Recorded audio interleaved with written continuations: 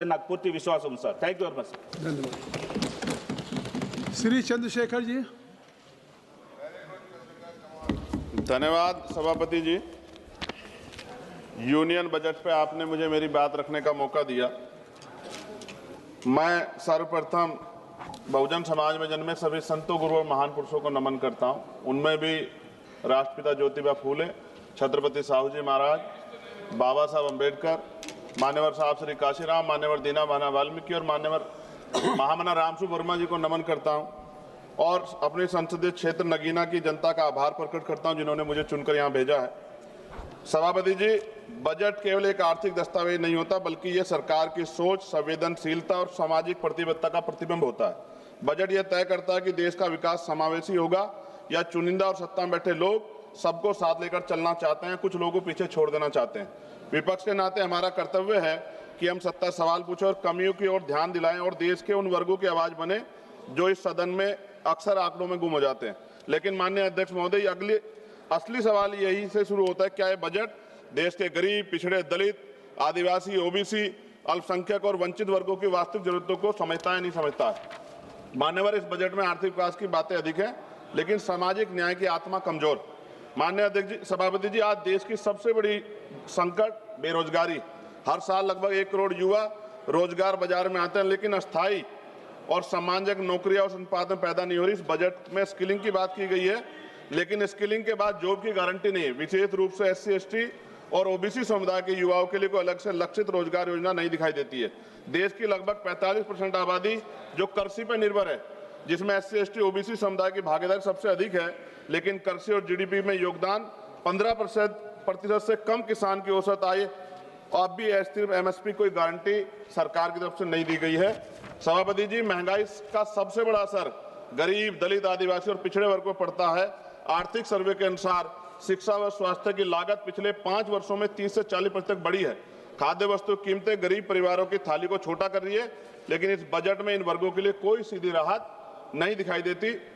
सभापति जी, SC, ST और OBC वर्ग के मुख्य रूप से सरकारी स्वास्थ्य ये वर्ग है, ये मुख्य रूप से सरकारी स्वास्थ्य व्यवस्था पर निर्भर है, लेकिन भारत आज भी स्वास्थ्य पर GDP का केवल 2% खर्च करता है और ग्रामीण और आदिवासी क्षेत्रों में डॉक्टरों की और अस्पतालों की भारी कमी है।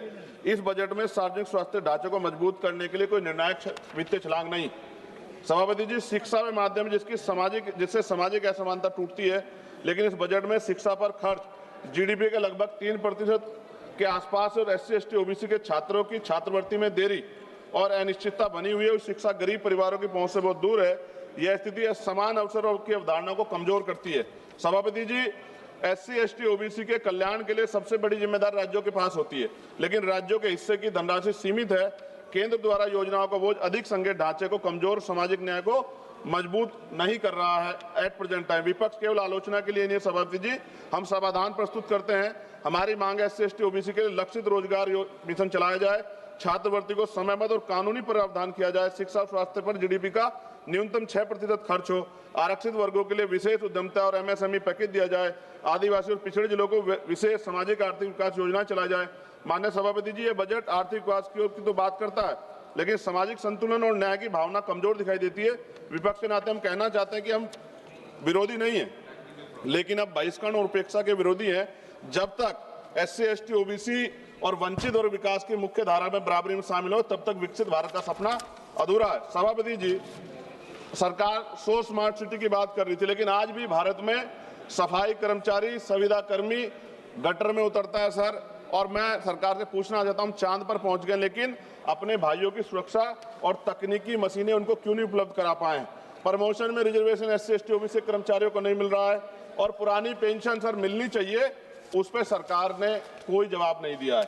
सभापति जी, बिजली के दाम उत्तर प्रदेश में देश की अपेक्षा, खत्म करूंगा सर, राष्ट्रपति भाषण पे भी आप देख रहे हैं मौका नहीं मिला, 12 दिन बाद वो मौका मिला है, तो जल्दी खत्म करो ना, कुछ मांगे तो अन्य राज्यों की तुलना में सर हमारे यहाँ यूपी में ज्यादा है, जिसमें किसान, बुनकर, छोटे उद्योग और आम उपभोक्ता प्रभावित होते हैं। और गैस सिलेंडर सर जब चुनाव आता है तो सब जगह 500 का और चुनाव के बाद सर 1000 रुपए का, ये मजाक उड़ता है सर गरीबों का।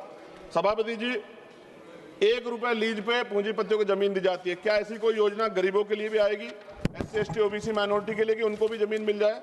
साथ साथ सरकार दिवाली, धार्मिक तमाम जो धार्मिक आयोजन है सर उन पे बजट देती है, लेकिन SC ST OBC के जो महापुरुष हैं सर, जैसे बुद्ध पूर्णिमा कार्यक्रम होता है, रविदास जयंती जी का कार्यक्रम होता है, अम्बेडकर जयंती का, फूले जयंती का, पेरियार जयंती का, बिरसा मुंडा जयंती का, इन तमाम उस पर तो कोई बजट नहीं आता सर। और BT एक्ट सर बोध गया सौंपा जाना चाहिए बौद्धों को सर, बहुत दिन से उनका आंदोलन चल रहा है, कल से आंदोलन हो रहा है सर।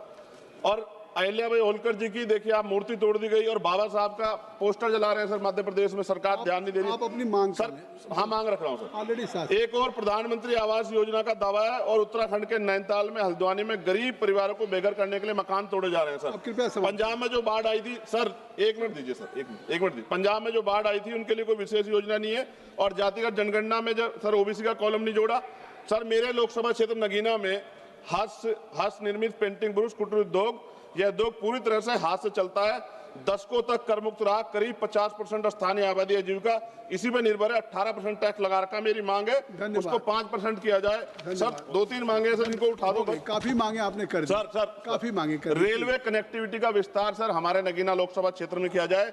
राष्ट्रीय एवं राज्य मार्गों सर, ग्रामीण क्षेत्रों में सड़कों की हालत बड़ी खराब है। जिला अस्पताल सर, वहां IIT IIM और एयरपोर्ट बने, इसकी मांग हमने पिछली बार भी उठाई थी सर। अंत में लघु उद्योग सर, MSME का कोई प्रोजेक्ट जो ऐसा लगता है जैसे हम विपक्ष के लोग हैं तो हमारे लिए कोई योजना हमारे क्षेत्रों के लिए नहीं होगी सर। सबका साथ, और सबका कौशल विकास सर, युवाओं के लिए आधुनिक स्किल डेवलपमेंट सेंटर स्थापित किया जाए मेरे क्षेत्र में। लोकतंत्र की ताकत सवाल पूछने में है और संसद की गरिमा कमजोरी की आवाज उठाने में। मैं सर अंत में कहना चाहता हूँ SC ST OBC पे अन्याय कब रुकेगा? श्री कल्याण बनर्जी Sir, हो गई। the union budget of 2026-27